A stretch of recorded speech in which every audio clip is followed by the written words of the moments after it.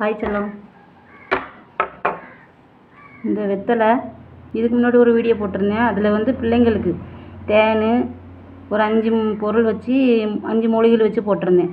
ஆனால் இது வந்து பெரியவங்க நாள்பட்ட வீசிங், சைனஸ், ஒத்த தலைவலி இந்த மாதிரி உள்ளவங்க இந்த வெத்தலையில் காம்பு எடுத்துட்டு வெத்தலையில் ஒரு 7 மிளகு, கொஞ்சம் ஓமம், லைட்டாக வறுத்த ஓமம், உமி எடுக்க வேண்டாம், இந்த லைட்டாக வறுத்த ஓமம் இதை வச்சு இதை மடக்கிட்டு காலையில் வெறும் வயிற்றில், இது என் அனுபவம், ஒரு 3 மாதம் தொடுத்து சாப்பிட்டு வெந்நி குடிச்சிங்கன்னா கண்டிப்பாக உங்களுக்கு வீசிங் பிரச்சனை இருந்தாலோ இல்லாட்டி அலர்ஜி, அப்புறம் பிளட்டில் வந்து பாய்சன் கலந்துட்டு அந்த மாதிரி பிரச்சனைலாம் இருக்கும்ல, அந்த மாதிரி பிரச்சனைகள்லாம் கண்டிப்பாக தீரும்.